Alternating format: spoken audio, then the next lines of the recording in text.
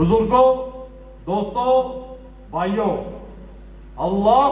اور اس کے محبوب رسول صلی اللہ علیہ وآلہ وسلم کے شہدائیوں، گزشتہ جمعے میں ہم نے اس بات کا جائزہ لیا تھا کہ جب سور پھونک دیا جائے گا تو دوسرے سور میں ایک شدید ترین زلزلہ آئے گا، اور اس زلزلے کے نتیجے میں تمام قسم کی مخلوقات زمین سے دوبارہ سے ایک نئے جنم کے ساتھ اٹھیں گی، دوبارہ پیدا ہوں گی اور پھر میدان حشر کی طرف چلنا شروع ہو جائیں گی۔ ان تمام تفصیلات کو ہم نے قرآن پاک کی سورت نمبر 99 الزلزال کی روشنی میں سمجھنے کی کوشش کی، تو اس میں کچھ ایسے مقامات تھے، کچھ ایسے نکات تھے جو ادھورے رہ گئے تھے۔ آج انشاءاللہ تعالی ہم کوشش کریں گے کہ آج اس سورہ زلزال کو کمپلیٹ کر دیں، ختم کر دیں۔ میرے بھائیوں، قیامت کا دن جب برپا ہوگا دوسرے سور کے نتیجے میں، تو انسان جب نکلیں گے تو انہیں اگرچہ اسی زمین ہی میں اللہ تعالیٰ دوبارہ اٹھائیں گے، لیکن یہ دیکھ کر سب لوگ حیران رہ جائیں گے کہ یہ زمین کی جو صورتحال ہے، جو اس کی کیفیت ہے، جو اس کا نقشہ ہے، بالکل چینج ہو چکا ہوا ہے۔ پوری کی پوری زمین سفید سرخی پائل ہوگی اور بالکل ایک چٹیل میدان ہوگا۔ ایک صحابی فرماتے ہیں حضور صلی اللہ علیہ وسلم کی حدیث کی روشنی میں کہ اگر تم زمین کے کونے پر چنے کا دانہ ڈالو اور دوسرے کونے سے اس کو دیکھو گے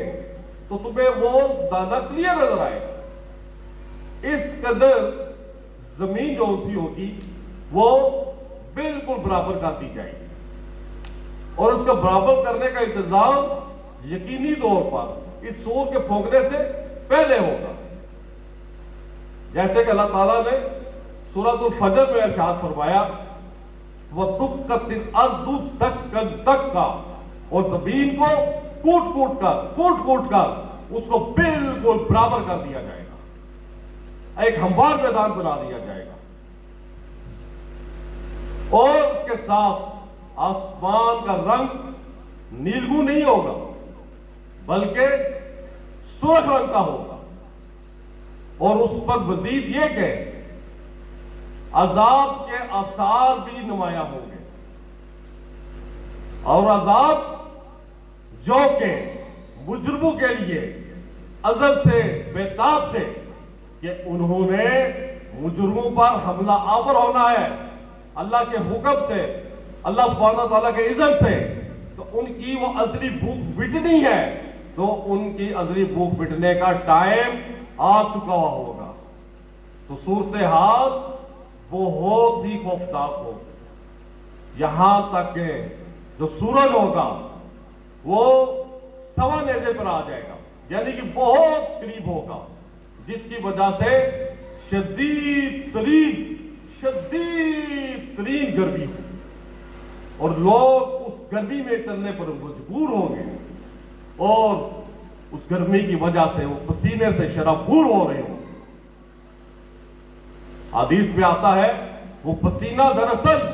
انسانوں کی پشپانی کا پسینہ ہوگا، وہ پسینہ ان کے گناہوں کا پسینہ ہوگا۔ کوئی اتنا اس پسینے میں ڈوبا ہوگا جتنے کہ اس کے ٹکنے ہوتے ہیں، کوئی گھٹنوں جتنے، کوئی سینے جتنے، کوئی گردن جتنے، اور کوئی کانوں جتنے، اور کوئی اس سے بھی اوپر، بالکل اپنے پسینے کے اوپر اندر ڈوبا ہوا ہوگا اپنے گناہوں کی مناسبت سے۔ یہ صورتحال ہوگی،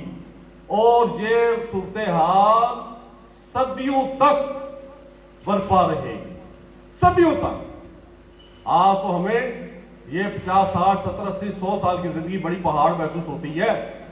وہاں پر صدیاں گزر جائیں گی، اور انسان کو تب جا کے ایک احساس تو یہ ہوگا، یار اگر کسی نے 100 سال کی زندگی پائی ہوگی وہ یہی کہے گا کہ میں نے دنیا کی زندگی زیادہ سے زیادہ 1 دن یا 2 دن یا حد ہوئی 3 دن ہی میں نے دی ہیں۔ اصل زندگی تو یہ تھی کہ سینکڑوں 2 سے سال گزر کے، اور کچھ ابھی تک معاملات آگے چل ہی نہیں رہے، اور لوگوں کو رہ رہ کر اپنے گناہ یاد آ رہے ہوں گے، رہ رہ کر اپنی زیادتیاں یاد آ رہی ہوں گی، وہ کیا کچھ جو سے ہیں الٹے سیدھی حرکتیں کرتے رہے، کیا کچھ وہ زیادتیاں کرتے رہے، اور اس کے مزید ترین ان کے جو دل ہوگا وہ خون کے آنسو رو رہا ہوگا۔ کوئی جو ہے اس عالم میں اپنے اوپر ہاتھ ڈال رہا ہوگا، کوئی لوگوں سے منہ چھپا رہا ہوگا، کوئی سینہ کوبی کر رہا ہوگا، کوئی تھپڑ مار رہا ہوگا اپنے آپ کو، کوئی مورد الزام ٹھہراتا ہوگا اپنے لیڈروں کو، کوئی الزام دیتا ہوگا اپنے مذہبی پیشواؤں کو، کوئی والدین کو ٹھہراتا ہوگا، کوئی بہن بھائی کو ٹھہراتا ہوگا، کوئی ساسا کو ٹھہراتا ہوگا، کوئی بیوی بچوں کو ٹھہراتا ہوگا۔ میرے بھائیوں، یہ عالم، یہ بے چینی، یہ پریشانی، یہ اضطراب انسان کو اندر سے توڑتا جائے گا، لیکن اس کی یہ کیفیت، اس کی یہ بے چینی صدیوں تک ختم نہیں ہوگی۔ پوری کی پوری انسانیت اکٹھی ہو کر اس قدر بے چین ہوگی، اور وہ یہ بھی اس بات کا انتظار کر رہے ہوں گے کہ ابھی تو ہمارا حساب کتاب ہونا ہے، لیکن وہ اس صورتحال سے اس قدر پریشان ہوں گے کہ وہ چاہیں گے کہ ہمارا حساب کتاب شروع کر دیا جائے، لیکن حساب کتاب شروع نہیں ہو رہا ہوگا۔ وہ جرموں کا اندازہ ہو چکا ہوگا کہ حساب کتاب کے نتیجے میں بدترین عذاب ہمیں جو سا ہے اس سے ہمارا واسطہ پڑتا ہے، لیکن میدان حشر کے حالات اس قدر تکلیف دہ اور کربناک بھی ہوں گے کہ لوگ مجبور ہو جائیں گے کہ کسی نہ کسی طریقے سے حساب کتاب کا سلسلہ شروع کر دیا جائے، اور جس کو اللہ تعالیٰ نے اپنی رحمت سے معاف کر رہا ہے اس کو معاف کر کے اللہ تعالیٰ جنت میں بھیجے، اور جن مجرموں نے سزا پانی ہے ان کے سزا کا فیصلہ ہو جائے۔ لیکن آثار ان کو نظر نہیں آ رہے۔ چنانچہ اس موقع پہ سب لوگ یہ فیصلہ کریں گے، یار اس طرح کرتے ہیں کہ کسی بڑی ہستی کے پاس چلتے ہیں اور ان سے کہتے ہیں کہ آپ اللہ کے حضور درخواست کریں، دعا کریں کہ اللہ تعالیٰ اس کیفیت کو ختم کرے اور حساب کتاب شروع کر دیں۔ جو بھی ہمارے مقدر میں فیصلہ ہوگا ہمیں منظور ہوگا، لیکن حساب کتاب شروع کیا جائے۔ یہ یہاں کی تپش، یہاں کی گرمی، یہاں کی بے چینی ہم سے نہیں برداشت ہو رہی۔ چنانچہ سب لوگ پہلے جائیں گے حضرت آدم علیہ السلام کے پاس، ان کی خدمت میں حاضر ہوں گے اور کہیں گے یا ابو البشر، آپ تمام انسانوں کے باپ ہیں، آپ کو اللہ تعالیٰ نے اپنے دست مبارک سے بنایا تھا، آپ کو اللہ تعالیٰ نے جنت میں رکھا تھا، آپ کو اللہ تعالیٰ نے فرشتوں سے تعظیماً سجدہ کروایا تھا، لہٰذا آپ اللہ تعالیٰ سے درخواست کیجئے، دعا کیجئے کہ اللہ تعالیٰ اس کیفیت کو ختم کر کے جو نیکسٹ سٹیج ہے حساب کتاب کی وہ شروع کر دیں۔ تو حضرت آدم علیہ السلام کی کیفیت لوگ دیکھ کر خود پر مزید پریشان ہو جائیں گے، کیونکہ حضرت آدم علیہ السلام بھی کہہ رہے ہوں گے ربی نفسی ربی نفسی ربی نفسی، اے رب، یا رب میری جان، اور میری جان، وہ میری جان کے لالے مجھے پڑے ہوئے۔ وہ کہیں گے لوگ دیکھو بھائیو، دیکھو لوگوں، اے میری اولاد، اس وقت اللہ تعالیٰ اس قدر غضب میں کہ آج تک ہم نے ان کو اس غضب میں نہیں دیکھا، اور ہو سکتا ہے آج کے بعد اس غضب میں ہوں بھی نہ، نہیں ہوں گے، لیکن اس وقت شدید غضب میں۔ تو مجھے ڈر ہے کہ اگر میں نے اللہ کے حضور درخواست کی تو اللہ تعالیٰ مجھ سے اس غلطی کے بارے میں باز پرس نہ کر لے، پوچھ نہ لے، جو میں نے ان کی حکم عدولی کرتے ہوئے جنت کا وہ پھل کھا لیا تھا، لہذا تم لوگ میرے بجائے سیدنا نوح علیہ السلام کے پاس چلے جاؤ، ہو سکتا ہے وہ تمہاری بات مان لے۔ سب لوگ اکٹھے ہو کر حضرت نوح علیہ السلام کی خدمت میں حاضر ہوں گے اور کہیں گے جناب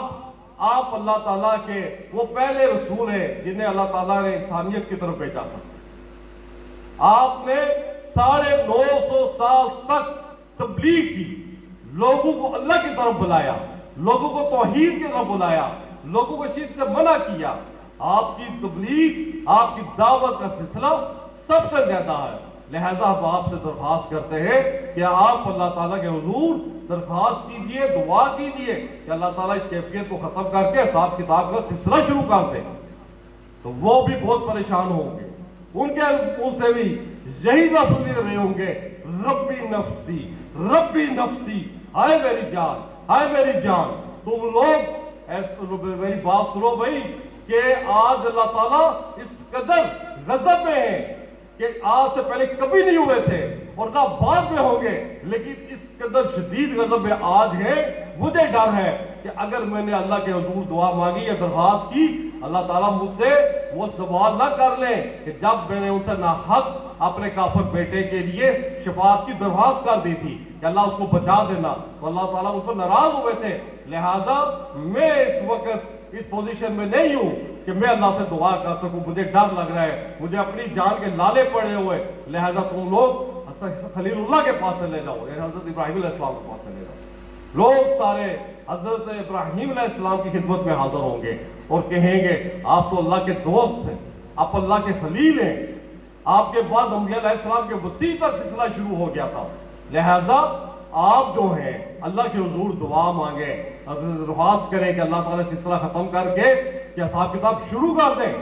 تو وہ بھی وہی جواب دیں گے، ربی نفسی ربی نفسی، ہائے میری جان، او اللہ جی میں سخت پریشان ہوں میرے بھائیوں، ہو سکتا ہے مجھے اس بات کا ڈر ہے کہ مجھ سے 2 باتیں ایسی ہوگی تھی، تو ایک بت میرا بڑا توڑ دیا نہیں تھا توڑا، اور لوگوں سے کہا تھا کہ ہو سکتا ہے اس بت نے ہی تمہارے بتوں کو توڑا ہو، تو اللہ تعالیٰ مجھ سے نہ پوچھ لے کہ تم نے یہ بات کیوں کہی تھی۔ تو مجھے اس باتوں کا ڈر ہے، تم ایسے کرو گے موسیٰ علیہ السلام کے پاس چلے جاؤ، ہو سکتا ہے وہ تمہاری بات مان لے۔ لوگ سیدنا موسیٰ علیہ السلام خدمت میں حاضر ہوں گے، وہ کہیں گے آپ کلیم اللہ تھے، آپ کو اللہ تعالیٰ سے کلام کرنے کا شرف حاصل ہوا تھا، آپ کے ہاں شریعت اتری تھی، اور آپ جو سے ہیں بنی اسرائیل کو آپ نے آزاد کروایا، اور آپ کی وساطت سے اللہ تعالیٰ نے فرعون کو غرق کیا، لہذا آپ اللہ کے حضور دعا کیجئے، درخواست کیجئے کہ اللہ تعالیٰ اس سلسلے کو ختم کر حساب کتاب کا سلسلہ شروع کر دے۔ تو میرے بھائیوں، اس موقع پر بھی سیدنا موسیٰ علیہ السلام بھی کلیم اللہ وہ بھی یہی جواب دیں گے کہ ربی نفسی ربی نفسی، اے رب میری جان، مجھے پریشانی ہے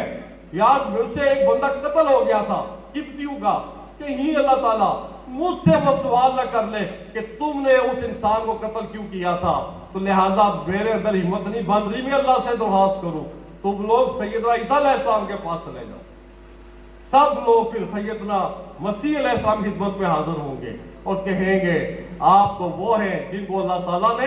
بن باپ کے پیدا کیا، آپ نے جو سے ہے پنگوڑے میں ہی لوگوں سے باتیں کرنی شروع کر دی تھی، لوگوں کو اللہ کی دین کی دعوت دینی شروع کر دی تھی، آپ روح اللہ ہے، آپ اللہ کے کلمہ ہے، آپ کو اللہ تعالیٰ نے سب سے زیادہ بہت زیادہ عطا کیے تھے، لہذا آپ اللہ سے درخواست کیجیے اللہ تعالیٰ حساب کتاب شروع کر دیں۔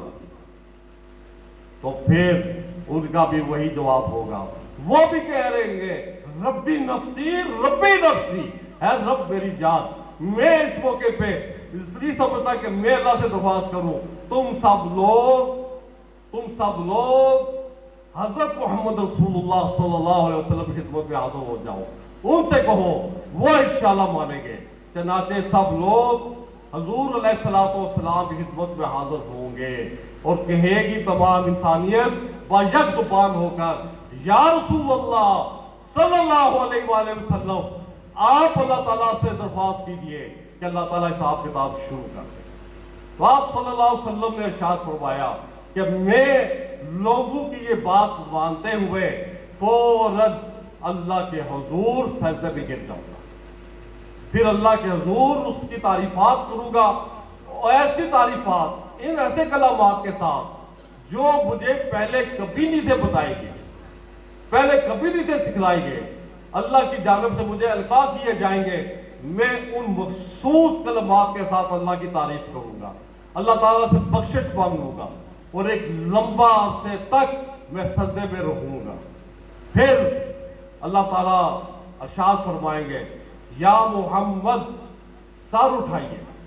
आप जो कहेंगे आपकी बात सुनी जाएगी, आप जो दरखास्त करेंगे वो मंजूर की जाएगी, आप शफात करेंगे वो कबूल की जाएगी। अल्हम्दुलिल्लाह। चनाचे हुज़ूर सल्लल्लाहु अलैहि वसल्लम पहले तो यही दरखास्त करेंगे कि अल्लाह जी, इस वक्त इंसानियत शदीद इसराफ पे है कि उनका हिसाब किताब नहीं शुरू हो रहा, लिहाजा आप उनका हिसाब किताब शुरू कर दें। तो इसके बाद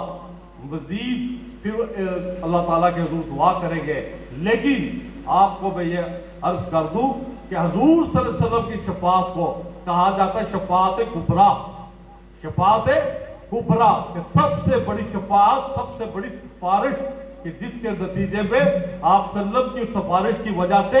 पूरी इंसानियत को अल्लाह ताला के हुजूर खड़े होकर अपना नामाल पेश करके हिसाब किताब देने का मौका मिलेगा। फिर हुजूर सल्लल्लाहु अलैहि वसल्लम की शफाअत होगी मखसूस, स्पेशल, सिर्फ उम्मतियों के लिए। हुजूर सल्लल्लाहु अलैहि वसल्लम कहेंगे, उम्मती उम्मती, तो अल्लाह ताला कहेंगे, खैर मेरे महबूब सल्लल्लाहु अलैहि वसल्लम, आपकी उम्मत में जिस किसी के अंदर जो के दाने के बराबर भी ईमान होगा उसको भी हम जन्नम से निकाल देंगे। चनाचे लाखों लोग आप सब मेरे शाद फरमाए मेरी उम्मत से जन्नम से निकाल लिए जाएंगे। मेरे भाइयों, इस मौके पे एक छोटा सा नुक्ता मैं अर्ज कर दूं और फिर हम बात को आगे बढ़ाएंगे, टाइम भी इख्तिताम के करीब है। वो ये है कि आप ये हदीस मुस्लिम शरीफ की हदीस है, इस पर तमाम कातिबी फिक्र का इत्फाक है, बुखारी में भी इसका एक तुर्क है। मेरे भाइयों, इतनी अहम तरीन हदीस जो हुजूर सल्लल्लाहु अलैहि वसल्लम की इतनी अजमत का बयान हो, आपकी शफाअत कुबरा का बयान हो, अंबिया अलैहिस्सलाम की सूरत हाल बयान की जा रही हो कि वो किस कदर उस दिन परेशानी के आलम में होंगे। ऐसे मौके पे कुछ उलमाए कराम, हम सबकी बात नहीं करते, ना ही उन उलमाए कराम की नीयत पर शक करते हैं, हो सकता है उन्होंने इखलास के साथ ही बात की होगी, लेकिन उनका यह कहना कि कुछ ऐसी हस्तियां जो कि ना नबी हैं, ना सहाबी हैं, ना ताबी हैं, ना तबा ताबी हैं, ना मुहद्दिस हैं, ना मुहद्दिस हैं, इसके बावजूद अल्लाह के वो नेक बंदे हैं, वो अल्लाह ताला को उस दिन नाउज़ु बिल्लाह बातों में लगा देंगे और आपने मेरी देर इनसे कहेंगे, चलो भागो जन्नत में, चलो भागो जन्नत, भागो जन्नत में। अल्लाह को पता ही नहीं चलेगा नाउज़ु बिल्लाह। या कुछ कहते हैं कि वो बुजुर्ग जो हैं वो बख्श देंगे, बख्शवा देंगे, अल्लाह ताला से लड़ाई करना शुरू कर देंगे जब तक उनके मुरीदीन को बख्शा नहीं जाएगा। मेरे भाइयों, हदीस हमें ये बता रही है, हुजूर सल्लल्लाहु अलैहि वसल्लम की जिंदा जवेद हदीस हमें ये तालीम दे रही है, ये रहनुमाई दे रही है कि सैयदना आदम अलैहिस्सलाम, सैयदना नूह अलैहिस्सलाम, सैयदना इब्राहीम अलैहिस्सलाम, किसी सहाबी का भी उन तक लेवल नहीं है, वो लेवल कोई सहाबी भी उनके पांव तक नहीं पहुंचता। इतनी वो बुजुर्ग हस्तियां हैं, इतनी फजीलत वाली हस्तियां हैं, वो उस कदर उस दिन परेशान होंगी, वो इस कदर हालत में होंगी कि रब्बी नफ्सी कह रही होंगी। और हुजूर सल्लल्लाहु अलैहि वसल्लम कुछ लोग ये कहेंगे कि हम नाउज़ बिल्लाह को बातों में लगा देंगे, अल्लाह ताला को कुछ पता ही नहीं होगा। तो अल्लाह ताला ऐसे उलमाए किराम पर रहम फरमाए और वो जो अकीदा दे रहे हैं उसके नतीजे में अल्लाह ताला हम सबको अपनी इस्लाह करने की तौफीक अता फरमाए और हमें खालिस कुरान और सुन्नत पर अमल करने की तौफीक अता फरमाए। वाहिरु दावाना अनिल हम्दुलिल्लाहि रब्बिल आलमीन।